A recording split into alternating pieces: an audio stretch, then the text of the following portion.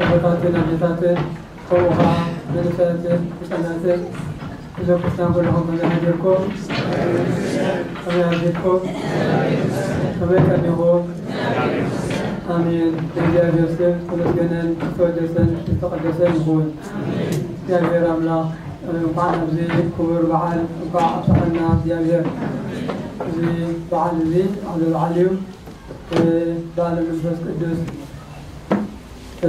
يبهر طيبان بعد المنفس قدس يبهر بزح اسمع له شمو بعد همسا يبهر هايلكم بعد بنتقسطي بعد ጰራቅሊጦስ بعد መንፈስ ቅዱስ እንደይቆዩ እታ ባለ 50 ባለ ጰንጠቆስጤ እንትበሃል ነዛ መዓልቲ እትምልከት ያ ነዛ መዓልቲ ዚኣ እንታይ ትበሃል ባለ 50 ማለት 50 መበል 50 መዓልቲ ማለት በዓል ማለት እዩ መበል 50 መዓልቲ በዓል ስለ ዝኾነ መበል 50 መዓልቲ ኣብቲ ቅድም ከንበብ ከሎ أبغاش تمسكن يدوا نيرو تايدوا نيرو أما بالخمسة معطي هرفاسكا زوعي بعد كلهم خميرهم خمسة نورو بهندلت كا كم هذا برتق ولا نفاس أبسماي دمس مسيا يتطقمت أملا زنورو بيتون ملاء لسانات حول نفس لما ترأيهم فما أقلها أبعي نفسه كفهم عليه نخلهم لما من تسدس ملوهم መንፈስ ቅዱስ ክዛረቡሃ እንዘወሃቦምን ብኻልእ ቋንቋታት ክዛረቡ ጀመሩ ካብ ነፍሲ ወከፍ ህዝቢ ዓለም ንእግዚአብሔር ዝፈርሑ አይሁድ ኣብ ኢየሩሳሌም ነበሩ እዚ ድሃይ ዜ ዝሰምዑ ብዙሕ ህዝቢ ተኣከበ ነፍሲ ወከፎም በብቋንቋም ክዛረቡ ምስሰምዑ ከዓ ዝብልዎ ጠበቆም ከምዝስዕብ እናበሉ ከዓ ኩላቶም ተገረሙን ተደነቑን እንሆ እዞም ክዛረቡ ኩሎም ገሊላውያን ዳ ኣይኮነን كما إلنا كلاتنا قبتي بطولنا لو أنقف زارون سمعوا علينا هنا دابرو بدل معتي عبي أمر عبي سراح يتقبل له معتي ومالتي زرع الزي كنت أقدم للكهول مبل 5 معتي كامل جنبي 5 معتي هون ده أبين كامل 5 جنبيرو مبل 5 معتي هو الله زرع الزي ኣብ ኦሪት ዘጸአት ምዕራፍ 23 ካብ ፍቕዲ 14 እንታይ ይብል እግዚአብሔር ኣምላኽ ኣብ ዓመት 3 መዓልቲ በዓላት ግበሩለይ ኢሉ 3 በዓላት ግበሩለይ ኢሉ እተን 3 በዓላት ከዓ ይኽበራ ነይረን ሕጂ እተን 3 በዓላት ብዘመነ ኦሪት እግዚአብሔር ሰማይ ምድርን ይሓልፍ እምበር ቃሉ ኣይሓልፍን መኒ እቲ ቃሉኻ ኣይሰዓርን መኒ እቲ ብዘመነ ኦሪት ዝኽበር ነበረ 3 በዓላት መን እዩ እንተላኢልና በዓለ ደብተራ በዓለ ፋሲካ በዓል ሰዊት እንዳተባሃሉ ኣብ ዓመት 3 ግዜ በዓል ይኽበር ነይሩ እቲ 3 በዓል ሕጂ ከምቲ ብዘመነ ኦሪት ዝኽበሮ ዘሎ በዓል ዘይኮነ ዝኽበርሲ ንኩሉ ተጠቂዎ እዩ ማለት እዩ نخلو تتقوى يو مالتي أقولنا نخلو سلالة تتقوى تتقوى يو تايك أمير تتقوى خلقكم دليل أثم 3 بعالات تجي نخورم دلنا بحد سكلان من يوم تلالنا بعد حسائنا بعد فاسكا زلومي دلنا يقع بعد منفس قدوس يو مالتي أجي أبي أوريز دلياويان مرف 23 فقد 15 تايبل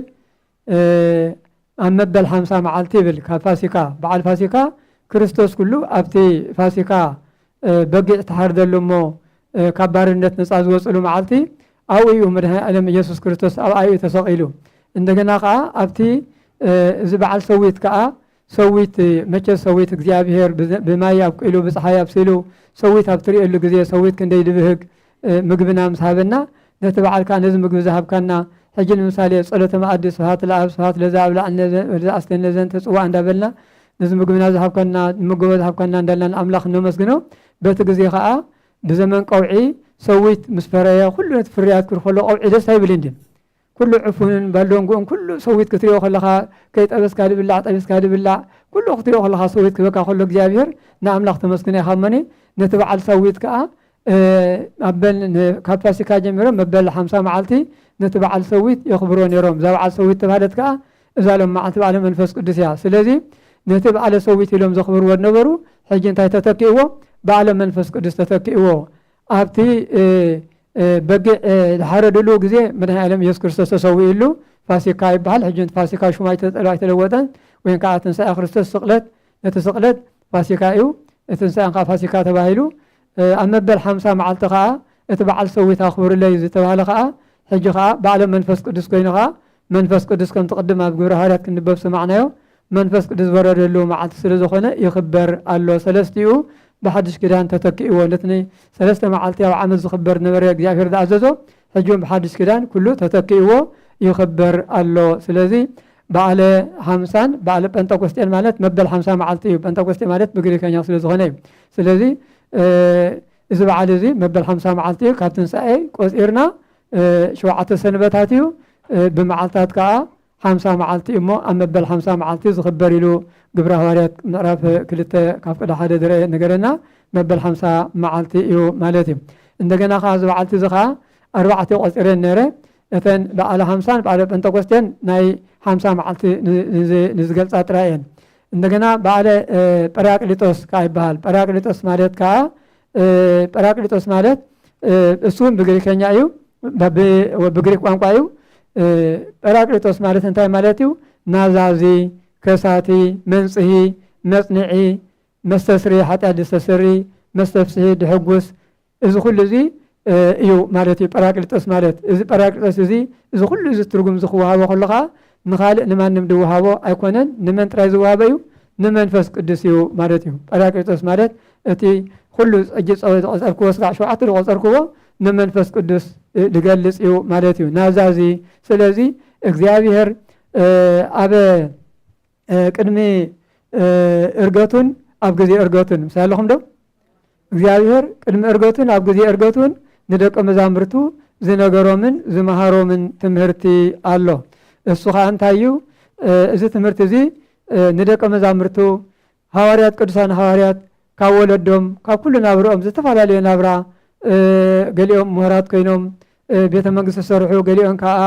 ዓሳ ታሽሙ ገሊኦም ከዓ ሓረስቶታት ከከብ ስርሖም መጽኡ ናብ ሐዋርያነት መርጭዎም 3 ዓመትን 3 ወርሕን ከዓ ቃል ወንጌል ምሂርዎም እሳቶም ተማሂሩ ኸ ንዓለም ንኽምህሩ ምሂርዎም ስለዚ ኣብ ዝወዓሎ እንደወዓሉ ኣብ እንዳሓደሩ ምግቢ እንዳመገቦም ባዕሉ ቃል ኣምላኽን ብስጋን ብነፍስን እንዳመገቦም 3 ዓመትን 3 ወርሕን ጸኒሖም ስለዚ ኣብ ጊዜ ግን ዳሕራይ ግን መወዳእታ ግን እታ ከባድ ናይ ፈተና ሰዓት ናይ ሕማማትን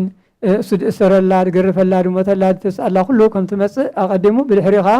ብ40 መዓልት ናብ ሰበይ ከም ዳኣርግ ኩሉ ከይዳናገሩን ከይድንግጹን ከይፈርሑን ከዓ ኣቐዲሙ እንታይ ይብሎም ነይሩ ኣብ ዮሐንስ ወንጌል ምዕራፍ 14:26 እንታይ ይብል እታ ኣቦይ ብስመይ ዝሰደልኩም መጽንዒ መንፈስ ቅዱስ ንሱ ኩሉ ክምረኩም እዩ ነታ ኣነ ዝነገርኩኹም ዘበለውን ከዘክረኩም እዩ እግዚአብሔር መንፈስ ቅዱስ እዩ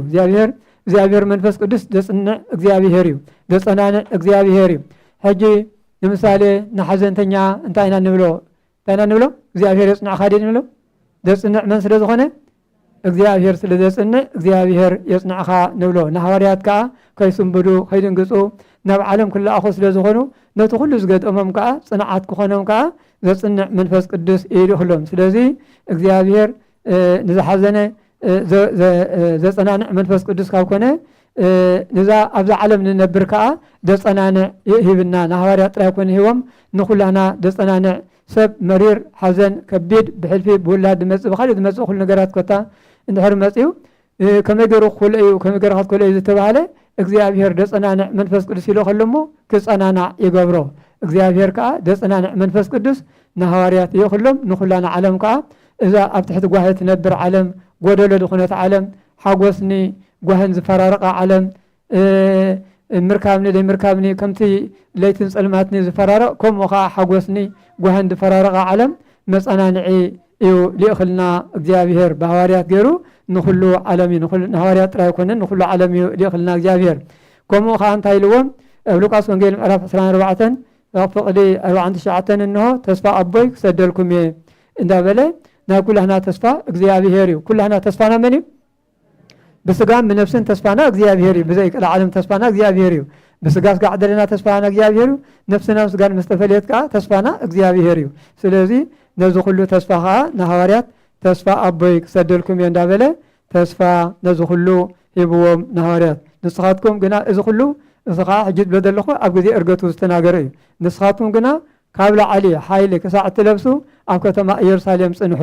ሓይሊ ዝተባሃለ መንፈስ ቅዱስ እዩ መንፈስ ቅዱስ ሓይልና እግዚአብሔር ሓይልና ብለይ እግዚአብሔር ሓይሊ የብልናን ስለዚ ሓይልና እግዚአብሔር ስለዝኾነ ሓይሊ ክሰደልኩም ኢልዎም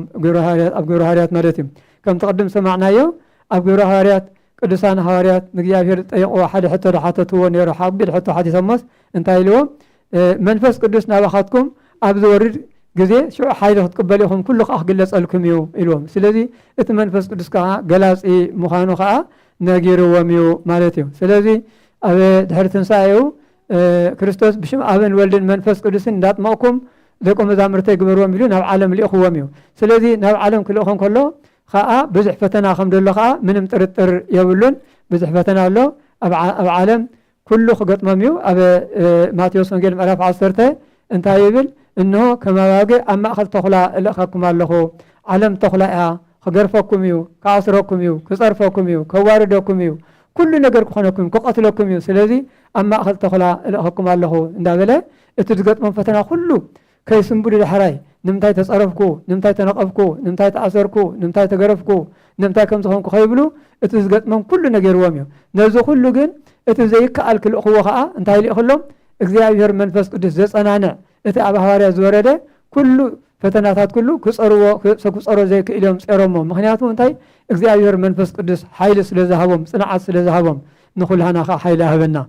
ኣብ ፈተና ንዕገሰሉ ግዜ በማንም ነገር ፈተና ናይ ዓለም እዚ ከምቲ ብዙሕ ዝዓይኑ ከለር ደሎ ብዙሕ ዓይነት ደሎ ከለር ከምኡ ከዓ ፈተና ናይ ዓለም ከዓ ብዙሕ እዩ ነቲ ሓደ ፈተኑ ኻሊእ ነቲ ሓደ ፈተኑ ኻሊእ ነቲ ሓንቲ ፈተና ኻሊእ ነቲ ሓደ ፈተና ኻሊእ ነናትና ፈተና ኣለና ኩሉ ፈተና በብናቱ ይፍተን እዩ ግን እግዚአብሔር ከም ዓቕምና እምበር ልዕሊ ዓቕምና ኣይህበናን እዩ ስለምንታይ እቲ ንሐዋርያት ዝተለኣኸ ኣጸናንዕ መንፈስ ቅዱስ ሕጂውን ንኹላህና መንፈስ ቅዱስ ዘጽናዓና መንፈስ ቅዱስ ይኽእለና መኒ ሕጂውን ቅዱስ መንፈሱ ይልኣኸልና እግዚአብሔር እምበኣር ከም ንርናኩም ሎሚ በዓለ መንፈስ ቅዱስ እቲ ቅድም ዝገርኩኹም ቅድም እርገቱን ኣብ ግዜ እርገቱን ዝነገሮም ጸጋ ዘጸናንዕ መንፈስ ቅዱስ ክልኸልኩም የዘሎም ብመዓልቲ ላኢኽሎም ተራእልና ብሎም በዝሎም መዓልቲ ዝሓለፈ ናይ ሎም 10 መዓልቲ እርገት ናብ ሰማይ ክኣርግ ከሎ ናብ ሰማይ ክድይብ ከሎ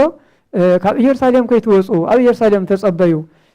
ዘጸናንዕ ክልኸልኩም ኢልዎም ስለዚ ክልኸልኩም ይኽብሎም ከሎ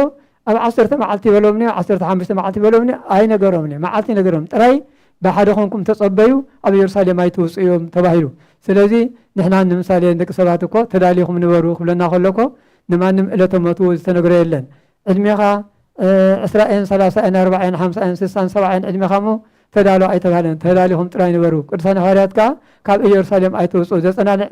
من فسك الأخركم مثل تباهلو نمعسكم مخانو أي تفلتن سلذي استاتهم جن قال أملاخ أخبرهم ኢየሱስ ክርስቶስ ኣብ ቢታንያ ናብ ሰማይ ምሰፋነዎ እንዳዘመሩ መጽኦም ኣብ ቤተ መቅደስ ኮይኖም ኣብ ጽርሐ ጽዮን ኮይኖም ነቲ ተስፋ ይጽበይዎ ነይሮም እቲ ተስፋ ዝጽበዩ ከለው ክንደይ መዓት ከም ደኾነ መዓስ ከም ደኾነ ክነውሕ ድዩ ክሓጽር ድዩ ዓመድ ድዩ መንፈቅ ድዩ መዓስ ከም ደኾነ አይፈለጡን ንሳቶም እታ ተጸበዩ ትብል ቃል እቲ ኣብይ ጸብተ ኣርያም ተጸበዩ ትብል ቃል ግን ኣኽቢሮማ ይጽበዩ ነይሮም እንዳተጸበዩ ግን እግዚአብሔር ግን ኣየንዋሃን ኣብ ሓጻር ሰዓት ኣብ ሓጺር መዓልቲ እቲ መንፈስ ቅዱስ كأ ليخلهم يدبلنا منفس قدس ليخلهم منفس قدس لا خلهم كأ منفس قدس كأ بزح نجاريو قاليش اللهم قانقاتات قاليش اللهم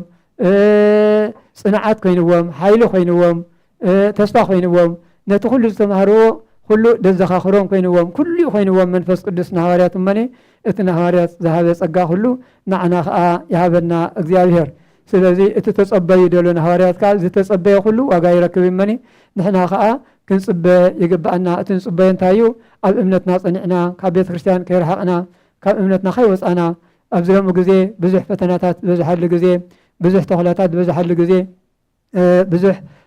ካሓትል ዝበዝሓሉ ግዜ ገሌ ኣምላኽ የለም ገዚኡ ከምዚ ድብል በብዓይነቱ ዝበዝሓሉ ግዜ ክንጸንዕ ይግባአና ኣብታ እግዚአብሔር ጽንዕ ዝበለና ክንጸንዕ ይግባአና መኔ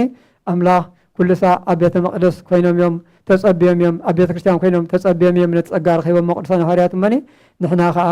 ነቲ ጸግኡ ረኺብና ኢና በርግጥ እግዚአብሔር ዓዲልና እዩ ብ40 ብ80 ተጠሚቕና ኢና ጸጋ መንፈስ ቅዱስ ለቢስና ኢና በመንፈስ ቅዱስ ካልኣይ ተወሊድና ኢና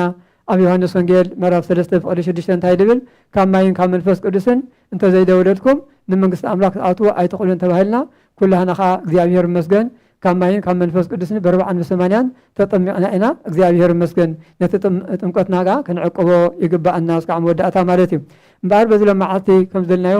መንፈስ ቅዱስ ናብ ሐዋርያት ወሪዱ ክበርት ከሎ መጀመርያ ከም ተቀድም ኣብ ግብረ ሐዋርያት ሰማዕናዮ ከም ከቢድ ህቦብላ እዩ ተሰሚዑ ኣብቲ ሐዋርያት ዘለዎ ጥራይ ዘይኮነስ ብኣከባቢ ዘሎ ኩሉ ከቢድ ህቦብላ ንፋስ ተሰሚዑ ኩሉ ከዓ እንታይ ኢሉ ኢሉ ወፂኡ እቲ ተገብረ ግን ኣብቲ ሐዋርያት ዘለዎ ገዛ እዩ ኣብ ፅርሐ ጽዮን ማለት እዩ ምስ ወረደ ኩላቶም ከዓ ህዝቢ ከዓ ኩሉ ህዝቢ ዓለም ከዓ ናኡ ተኣኪቡ መፅዩ በቲ ግዜቱ ከም ተቀድም ዘለናዮ ብዘመነ ኦሪት በዓለ ሰዊት ኣብ መበል 50 መዓልቲ በዓለ ሰዊት ዝኽበረሉ ስለ ዝነበረ ኣብ ኢየሩሳሌም ከባቢኡን ጥራይ ዝነብሩ ጥራይ ዘይኮንስ ካብ ኩሉ ዓለም እዮም ተኣኪቦም ነይሮም ናብቲ በዓል ካብ ኩሉ ዓለም ክበሃል ከሎ ንምሳሌ ከም ምሳሌ ኮነኩም ንምሳሌ ሕጂ ኣብ ሃገርና ግንቦት 24 ወይ ከዓ ግንቦት 16 ናጽነት ሃገርና ካብ ዓለም ሁሉና ዓድና ይእከብ ሓቀይ ኩሉ ናብቲ በዓል ይእከብ ኩሉ ዓለም ካብ ዓለም ይዝከብ እዚ ካብ ዓለም ዝእከብ ክንደይ ቋንቋታት ይፈልጥ ናይ ዓለም ቋንቋ ሕጂ ዝኣትረሉ ሓቀይ ናይ ዓለም ቋንቋ ይኣትረሉ ሕጂ ናብቲ ዓዲ ኣሎ እስራኤል ካብ በቲ ግዜቲ በዓለ ሰዊት ከኽብሩ ከለዉ እስራኤላውያን ካብ ዓለም ኣብ ዓለም ተበቲኖም ዝነበሩ ናይ ኩሉ ቋንቋ ሕጀም እዮም ኣትዮም ኣብቲ ግዜቲ ናይ ኩሉ ቋንቋ ነታ በዓል ከኽብሩ ማለት እዩ ነታ በዓል ከኽብሩ ካብ ዓለም እዮም ተኣኪቦም ኣብታ ቦታት እያ በቲ ግዜቲ 71 ቋንቋ ጥራይ ዝፈልጥ ነበሩ 71 ቋንቋ ክግለጸሎም ከሎ ናይቲ ኩሉ ጋያሾ ካብ ዓለም ዝመፀ ጋሻሲ ብናይ ኩሉ ቋንቋ ክዛረቡ ጀሚሮም ወየሳቶም ካብ ኢየሩሳሌም ወፂኦም ዘይፈልጡ እዮም ሳለኹም ዶ ካብ ኢየሩሳሌም ወፂኦም ዘይፈልጡ ሰባት ናይ ኩሉ ናይ ዓለም ቋንቋ ኩሉ ክዛረቡ ሰሚዖሞም ዳሕራይ ምስ ሰሚዕዎም እዚኣቶም ካብ ኢየሩሳሌም ወፂኦም ዘይፈልጡ እዮም ገሊላውያን እዮም ካብ ኢየሩሳሌም ወፂኦም ኣይፈልጡን እዮም በብትርልናስ ነቲ ሓደስ በብትድመፆ ነቲ ሓደስ በብትድመፆ ነቲ ሓደስ በምፀ ንኩሉ በብድመፆ ቋንቋ ከመይ ገይሮም ክዛረቡ ክኢሎም እንዳበሉ ገሪሞም ኣመና እንዳድነቁ ከለው ከድንቁ ጀሚሮም ማለት እዩ ስለዚ ቋንቋታት እዚ ቅዱስ ቋንቋታት ገሊጭሎም ንሐዋርያት ቋንቋታት ንምንታይ ገሊጭሎም እንተልዕልና ቋንቋ መሳርሒ ስለ ዝኾነ ምክንያቱ እቲ ሐዋርያት ዝተለኣኽዎ ናብ ዓለም ኣብቲ ማቴዎስ ወንጌል ቅድም ጠቐስክዎ 28 ፍቕዲ 19 ናብ ዓለም ከይድሞ ብሽመ ኣብን ወልድን መንፈስ ቅዱስን እንዳጥመቕኩም ደቂ መዛሙርተይ ግበሩ ናብ ዓለም ክለኣኹ ከለዉ ናብ ሓንቲ ሃገር ክኸዱ ከለዉ እታ ዋና ቀዳሚት ተዘድዮም እንታይ እያ ተድልዮም ቋንቋ ተድልዮም ማለት ፅቡቅ የራበላይ ቋንቋ ተድልዮም ማለት እዩ ኣብቲ ሓንቲ ዓዲ ክኸዱ ከለስ ቋንቋ ተድልዮም ስለዚ ናብ ኩሉ ኮይዶም በብቋንቋ ንክሰፉ እቲ ቋንቋ ተዋሂብዎም ስለዚ ቋንቋ መረዳድኡ ኣብ ኦሪት ዘፍጥረት እንተዳሪና ምዕራፍ 11 እንተሪእናዮ እቲ ቋንቋ መጀመርያ ክመፅእ ከሎ ቋንቋ ክመፅእ ከሎ መጀመርያ ብሓጢኣት እዩ መፅዩ ዘለኹም ዶ ቋንቋ ክመፅእ ከሎ ምንታይ መፅዩ ብሓጢኣት እዩ መፅዩ ከመይ እቶም ህዝቢ ሰናኦር ድበሃሉ ህንፃ ነዲቕና ኣብ ሰማይ ክንበፅሕና ነቲ ኣብ ሰማይ ዘሎ ክንቀትሎ ኢና ኢሎም ክሓስቡ ከሎ ትዕሽነቶም ክነድቁ ከለዉ ክንደይ ዓመት ክነድቁ ከለዉ ሓደ መዓልቲ ነድቀዎ ልዕሊ ዓቕሙ መስኮነት ተደርምሹ ቀትሎም ኢሉ እግዚኣብሔር ሓዛን እየመኒ እግዚኣብሔር ግን ኣየጥፍኦምኒ እንታይ ገይሩ ከም ደይሰማምዑ ገይሩ እቲ ሓደ ጭቃ ተበሎ እቲ ጭቃ ድሮ ከም ደይሰምዑ ገይሩ እቲ ሓደ ቋንቋታቶም ድብልቕልቕ ኣቢልዎም ኣብታ ህንፃ ተሳቲፎም ዝነበሩ ኣብታ ህንፃ ተዋፊሮም ዝነበሩ ብምልኦምሲ ተፈላለዩ ቋንቋ ገሊጭሎም ኣኸሎ እግዚኣብሔር ከም ደይሰማምዑ ማለት እዩ ማይ ተበሎ እምኒ ተበሎ ጭቃት እንዳበሉ ዳሕራይ ምስ ስማዕ ሲእኖም ነታ ህንፃ ገዲፎማ ከይዶም እግዚአብሔር ካነ ታንጻ ኸይም ለኳይልኻ በንፋስ በትንዋ በተ ጊዜ ቋንቋ ንምንታይ መጽዩ በኃጢአት ምክንያት መጽዩ ማለት እዩ ንሐዋርያት ተገልጸሎን ግን ሐዋር ዓለም ወንጌል ክትሰብኽ ኣብ ዓለም ከይዶም ወንጌል ንኽሰብኩላ ወንጌል ዝተሰብከ ንዓለም ቋንቋ ንኽስበኽ ኢሉ እሞ 72 ቋንቋ ዝገለጸሎም ስለዚ እግዚአብሔር ነቲ ቋንቋ ከዓ ከምቲ ዝገለጸሎም ከምቲ እግዚአብሔር ዝደልዮ ከም ፍቃድ ኣምላኽ ከዓ ኣብ ዓለም ከይዶም ከዓ ምሄሮምን ኣስተምሄሮምን እዮም ናብ ዘመና ኣብጽሕሞ ደለው ስለዚ እምበኣር ከም ዘቅድም ዘለናዮ ባዕለ ሰዊት ትበሃል ነይሩ ባዕለ ሰዊት ባዕለ መንፈስ ቅዱስ ናብ ዓለም መንፈስ ቅዱስ ተገሊጭሉ ተቀይሩ በበዓመቱ ክኽበር ኣዝዮ ነበረ ሕጂ ከዓ ብሓድሽ ኪዳን ከዓ ብዓለም መንፈስ ቅዱስ ኮይኑ ይኽበር ኣሎ መኒ ናይዚ በዓል እዚ በረኸት ይኽፈለና እግዚአብሔር ስለዚ ኣብቲ ግዜ እቲ እቶም ካልእ ሃገር መፅኦም በቲ ቋንቋ ክዛረቡ ብዓይነት ቋንቋ ክዛረቡ ብምስምዖም ገሪምዎም ተደኒቆም ከድንቑ ከለው እቶም ገሊኦም ከዓ መቸስ ሰብ ኩሉ መቸስ ይፈላለ እንድዩ መቸስ እንታይ ግበር መቸስ ሕጂ እውን ፋሪና እቲ ሽዑ ግዜ ወይ ነሩ ሕጂ እውን ኣሎ እንዚኦም ክነብር መቸስ ምስ ደቂ ሰባት ተፈላለየ ተሓሳስባና እቶም ገሊኦም ከድንቑ ከለው ግብሪ ኣምላኽ ከድንቑ ከለው 72 ቋንቋ ብዘመን ዕድሚኡ ምሉእ እኮ ተማሂሩ ክመሃሮ ዘይክእል ብዙሕ ቋንቋ ኣለዎ ድፈልጡ ይበሃል እስካብ 10 ቋንቋ 17 ቋንቋ ድፈልጡ ኣለዎ ይበሃል ስለዚ እዚ ግን ክንደይ ግዜ ዘመኖም ዝወሰደሎም እዩ እዚ ግን ብሰከንድ ብደቂቓ ኣብ ደቂቓ ዝኽእሉ ቋንቋታት ዝግለፀሎም ዘሎ ስለዚ ክድነቕ ግባእ ይግባእኒ ክድነቕ ይግባእ ስለዚ ነዚ ከድንቑ ዝግብኡ እቶም ደድንቑ ከድንቑ ከለው እቶም ገሊኦም ገና እንታይ ኢሎም ገሊኦም ግና እዚኦም ሰኺሮም እዮም ሰኽረማት እዮም ሰኺሮም እዮም ኢሎም እዮም ተዛሪቦም ማለት እዩ ሰኺሮም ምስ ተበሉ ግን ሰኺሮም ድዮም ኣይኮንን ሰኺሮም ኣይኮንን ስለዚ ሰኺሮም ኣይኮንን እግዚአብሔር መንፈስ ቅዱስ ስለዝገለዎም ቋንቋ ገሊጨሎም በቲ ዝገልፀሎም ቋንቋ ከዓ ቃል ኣምላኽ እዮም ዝናገሩ ነይሮም በቲ ግዜ እቲ ሰኺሮም ሰኺርካ ሓደ ሰብ ዘይሰኸረ ሰኺርካ ክብሎ ከለኻ የኮርየን ሐዋርያት ግን ኣይኮርየን ቅዱስ ጴጥሮስ እንታይ ኢሉ ናብቲ ህዝቢ ወፂኡ ወዮ እቲ መንፈስ ቅዱስ ሓይሊ ካብ ሰማይ ሓይሊ እስካዕ ወሃበኩም ተባሃለ እቲ ሓይሊ መንፈስ ቅዱስ ተዋሂቦም እዩ ካብ ስዑ ጀሚሩ እቲ ፍርሃት ጠፊኡ ኣብ ዕፁ ገዛ ተዓፅዮም ኣይሁድ የቀትሉና ኢሎም ፈሪሖም ዝነበሩ ደቂ መዛሙርቲ ሐዋርያት ካብ ስዑ ጀሚሮም ግን ፍርሃት ጠፊኡ ሓይሊ ለቢሾም ሓይሊ ጽንዓት ሒዞም ወፂኡ ናብቲ ህዝቢ ስምዑም ህዝቢ ክነግረኩም እስክጽንልኩም ስምዑኒ ኢሉ ተዛሪቦም እዚ ተሰምዖ ዘለኹም እዚ ሰኺሮም ትብሎ ዘለኹም ስለምሳሌ ቅድም ሰኺሮም ክብሉሲ እሱ ደሎ ኣብ ገዛ ውሽጢ ደሎ ቅዱስ ጴጥሮስ እቲ ህዝቢ ደሎ ካብ ደገ ደሎ ሰኺሮም ዝብሉስ ኣይሰምዖም ብእዝኑ ግን እቲ ብልቢ ደሎ ካብ ሽዑ ደምሩ እቲ ጸጋ መንፈስ ቅዱስ ሕቡእ ዝገልጽ ኩሉ ስለ ዝኾነ ስግለ ዝገለጸሉ ቅዱስ ጴጥሮስ ወፂኡ ግን እዚ ሰኺሮም ትብሎ ደሎ ከምቲ ትብልዎ ደሎ ኣይምሰልኩም ኣይኮረየን ኣይተጻረፈን ኣይተቆጥዐን እንታይ ዳ ከምዚ ንዓኹም ትመስለኩም ዘሎ ኣይኮነን እዚኣቶምሲ ንግሆ እኮ እዩ ንጎደ ስኻራለ ሕጂ እኮ ንግሆ እኮ ሰዓት 3 ንግሆ ሰዓት 9 እኮ ሕጂ ግን እግዚአቶም በቲ ትንቢት ኢዩኤል ዝተናገሩ ትንቢት እዩ ድፍጸም ደሎ ስለዚ መንፈስ ቅዱስ ወሪድዎም መንፈስ ቅዱስ ስለ ዝወረደ እዩ እምበሪ ብኻልእ ኣይኮነን ኢሉ ኣረዲእዎም እቲ ዝርዳእ ክርዳእ እዩ እቲ ዘይርዳእኸ ኣይክርዳእን እዩ ማለት እዩ ስለዚ ትንቢተ ኢዩኤል ምዕራፍ 2 ፍቅዲ 28 ይኸም ድብል በቲ ዝሓራይ ዘመንሲ ኣብ ደቅኹም ኣብ ኣወዳትኩም ኣዋልድኩምኒ መንፈሰይ ክልእ ኸይሉ ትንቢት ስለ ዝነበረ እቲ ትንቢት ተፈጺሙ እቲ ተንብቦ መጽሓፍቲ ኩሉ ይፍጸም ደሎ እንዳበለ ኣረዲእዎም ከይተቆጥዐ ቅዱስ ጴጥሮስ እና መንፈስ ቅዱስ ንሐዋርያት ሓይሊ ተስፋ ፍልጠት ጽንዓት ትብዓት ሂብዎም ሓጊዝዎም ረዲእዎም እዩ ብእምነት ብትዕግስቲ ብተስፋ ብሓድነት ኮይኖም ስለዚ ተጸበዩ እሞ ንሕና ከዓ ብእምነት ብሓድነት ብፍቕሪ ብሰላም ኮይና ብእውነት ብልቢ ኮይና እግዚአብሔር እንድሕር ኣገልግልናዮ እግዚአብሔር እንድሕር ተጸቢናዮ በእውነት ብምክብባር ብምትሕብባር ብሓደ ልቢ ኮይና ንኣምላኽ ንጸልለና እምነት ኣለና እግዚአብሔር ይመስገን ንጽልኢና እግዚአብሔር ይመስገን ንጸውም ኢና ግን እቲ ልቢ ሓደ ለሎ ከም ሐዋርያት ሓደ ልቢ እንተኮይና ጥራዮ ሓደ ልቢ እንተላይ ኮንካ እግዚአብሔር ብሓደ ኮይኖም እግዚአብሔር ተጸቢዮሞ እቲ ሓደ መንፈስ ቅዱስ ከዓ ጸጋ መንፈስ ቅዱስ ከዓ ንኩሎም ዓዲልዎም መኒ ንሕና ከዓ ነዚ ክዕድለና እንተዳ ኮይኑ ሓድነት ክህልወና ኣለዎ እምነት ጥራይ ኣይኮነን እምነት ማለና ንጸውም ንጽሊ ንምጽወት ባዕና ንገብር ኩሉ ንገብር ኢና ንቅድስ ነቀድስ ስለዚ ልብና ከዓ ሓደ ልቢ ክኸውን ከም ሐዋርያት ሓደ ልቢ ክንከውን ይግባአና መኒ እግዚአብሔር ሓደ ይግበረና ባዕሉ ስለዚ እግዚአብሔር ብዙሕ ጸጋታት ሂቦም ንደቀ መዛሙርቱ ንዓናዊን ጸጉኡ ኣያጉደለልናን ካብኡ ላዕሊ ንክህበና ከዓ ናቱ ቅዱስ ፈቃድ ይኹነልና ስለዚ እቶም እግዚአብሔር ዝፈርሑ ክድንቑ ከለው እቶም እግዚአብሔር ዘይፈርሑ ከዓ ሕማቕ ተዛሪቦም መኒ ሕማቕ ካብ ምዝራብ ካብ ኩሉ ሕማቕ ምዝራብ ሕማቕ ምዝራብ ግናይ እንታይ እዮም ዝልቦታትና ኣፍካሲ ጥዑም ዳ ብልዓሉ እምበሪ ሕማቕ ተዛረበሉ ይብሉ ባታትና ሕማቕ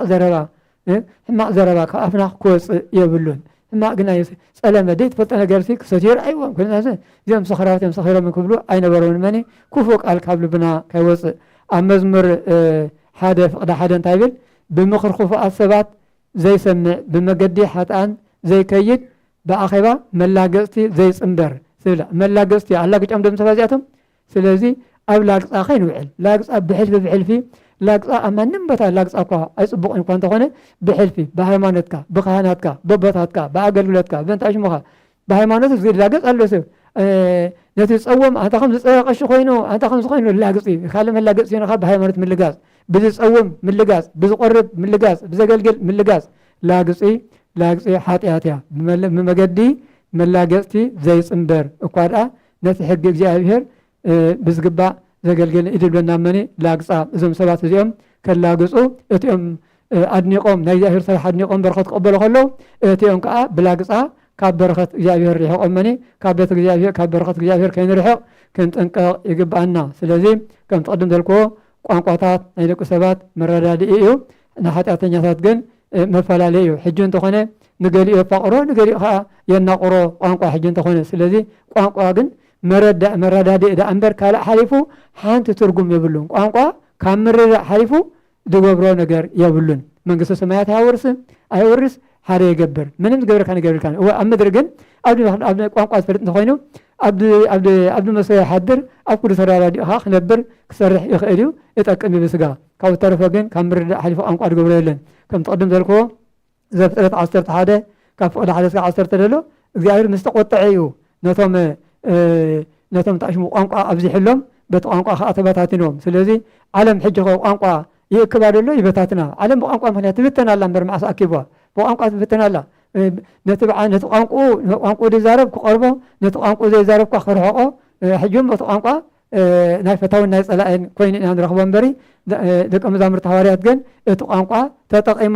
تقيمملون اغلغلملون تغلغلملون يوم هنا خا ቋንቋ ብዙሕ ትፈጥሩ ዘለኹም ዚሄር ዓዲልኩም ጽቡቕ እዩ ቋንቋ ዝፈልጥ እግዚአብሔር ዝፈጠረ ሓጋ ጸጋ እዩ በረኸት እዩ ግን ኣብ ጽቡቕ ክነውዕሎ ይግባአና ቋንቋ ኩሉ በረኸት እዩ እገሌና እገሌ ቋንቋ ዘይብሉ እገሌ ዘይብሉ ቋንቋ ኩሉ በረኸት እሞ ኣብ በረኸት ክነውዕሎ ይግባአና ስለዚ ንቅዱሳን ሐዋርያት ዝተዋህበ ቋንቋታት ግና ብመንፈስ ቅዱስ ስለ ዝኾነ እቲ ቋንቋ ከዓ ከም ትቀድም ዘልክዎ ምሂሮም ልኦም ማለት እዩ ስለዚ ቅዱሳን ሐዋርያት ኣቦታትና ናብ ዓለም ከይዶም ክምህሩ ከለዉ ናብ ዓለም ክኸዱ ከለዉ እቲ ኩሉ ፈተናታት እቲ ኩሉ ፀገማት ብእውነት ሐዋርያት ካብ 12 ሐዋርያት ነገረና ከሎ ወይም ካብ 72 ኣርድእቲ ከዓ ኣለዉ እዞም ኩሎም እዚኦም ኣሪጉ ድመተ የለን ኩሎም ብኢድ ሰብ እዮም ጠፊኦም ኩሎም ብተፈላለየ ከም በዓል ማርቆስ ኣብ ዕርፀ ሚድዮም ጎቲቶሞም ከም በዓል ጳውሎስ ክሳዱ ቆሪጮሞ ቅዱስ ጴጥሮስ ቁልቁል ሰቂሎሞ ንገሊኦም ኣብ ዓረታ ቀሚጦም ብታሕቲ ሓዊ እንዳንደዱ እንታይ ከደ ገበርዎም ኩሉ ገርሞም እዚ ኩሉ ክኾን ከሎ ግን ሐዋርያት ይሕጎስሉ ነይሮም ምክንያቱ ናይ ሰማይ የምጥም ደሎ እምበር ናይ ምድሪ ኣይጠመቱን ተኣሲሮም ተፀሪፎም እንተወፁ እንኳን ይሕጉሶም ነይሩ ምክንያቱ በረኸት ኣለዎ ካብ እግዚኣብሔር እቶም ገፋዓቲኦም መርገም ዝኾኑ እምበር ንዓቶም በረኸት እዩ ማለት እዩ ስለዚ መንፈስ ቅዱስ ስለ ዘለዎም መሪ ብካልእ ዝከኣል ኣይኮነን መነ ናብ ማሕረድ እንዳኸዱ ዓለም እንዳቐተሎም ከሎ ዝኩሉ ፀኒዖም ዝነበሩ መንፈስ ቅዱስ ስለ ዘፅንዖም መነ ንዓና ከዓ ኣብ እምነትና ንክንፀንዕ መንፈስ ቅዱስ ይሓግዘና መወዳእትና ይፀብቀልና ጀመርቲ ኢና ደለና ሓደ ሰብ ጀማሪ እዩ ስጋዕ ሓደ ሰብ ኣብ ክርስትና ካሎ ንምሳሌ ወላ ኩላና ኣብ ጀመርቲ ኢና ደለና ጀመርት ወላ ቀሺ ወላ ዲያቆና ወላ ምእመና ጀመርቲ ኢና ደለና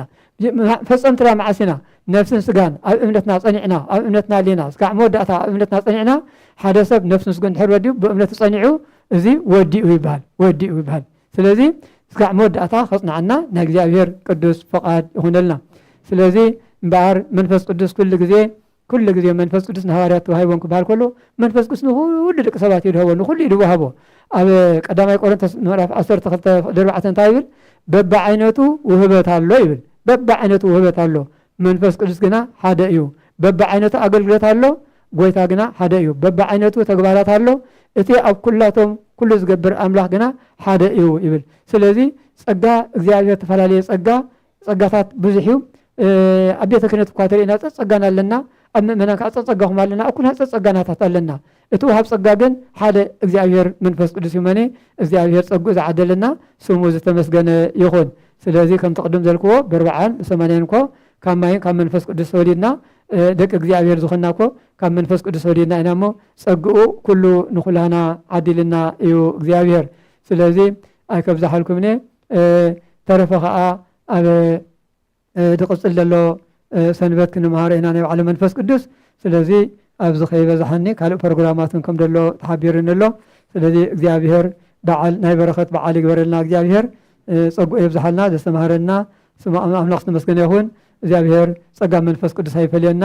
ጸጋ መንፈስ ቅዱስ ኣብ እምነትና ተጸኒዕና ምስ እምነትና ተነርና ከም ፈቃድ አምላኽ እንተኸድና እቲ ጸጋ መንፈስ ቅዱስ ምሳና ይነብር ካብ ፈቃድ አምላኽ እንተወፂና ግን ካብኡ ተሪሕና ግን እቲ ጸጋ መንፈስ ቅዱስ እንታይ ይኸውን ካባና ይርሕቕ እወ ቅዱስ ዳዊት እኳ ኣብ መዝሙር 100 ኣብ ቀረታ ኣብ መዝሙር 50 ቅዱስ መንፈስካ ካባይ ኣይተውፅእ ይብል ቅዱስ መንፈስካ ክርሕቕ ይኽእል እዩ ድሕር ኮፊና ድሕር ጠፊና እቲ ቅዱስ መንፈስ ካብ ሰብ ይርሕቕ ስለዚ ጽቡቕ ገብር ከሎ ሰብ ጽቡቕ ገብር ከሎ እግዚአብሔር መንፈስ ቅዱስ ይቀርቦ ክፉእ ገብር ከለኻ መንፈስ ቅዱስ ቀሪቡኻ እቲ ካልእ ሽሙ ክጽውዕ ደለኻ ይቀርቦ ስለዚ ጽቡቕ ንምግባር እንዳሎ በጃኻትኩም ነዛ ሓላፊትን ጠፋኢትን ዓለም እዚኣ ነዛ ውሕቲ ዕድመ ነዛ ኮንትራት ዕድመ ጽቡቕ እንዳገበርና ጽቡቕ እንዳሓሰብና እንዳተፋቀርና እንዳተኸባበርና እንተጸናሕናያ ብእውነት ሓቀ እቲ ካብ ማይን ካብ መንፈስ ተወለድናዮ ጸጋ ኣለና እግዚአብሔር ካብ ልዕሊ ጻብሪ ጸጋ ይወስኸልና كم فقارن حركتنا እግዚአብሔር ምሳና ይኹን መኔ እግዚአብሔር ምሳና ክንከውን እግዚአብሔር ከም ፈቃዱን ምዃን ይብቃ عنا እግዚአብሔር ዘስተማሃረናን ዘመኸረናን አምላኽ ስሙ ተመስገነ ይኹን ካብ ዝቀጽሉ ናብ ተኻልእ ፕሮግራማት ክንከይድ ጽኒትኩም ስለሰማዕኹን እግዚአብሔር ይስማዕኹም እግዚአብሔር ክብረት ይሃበልይ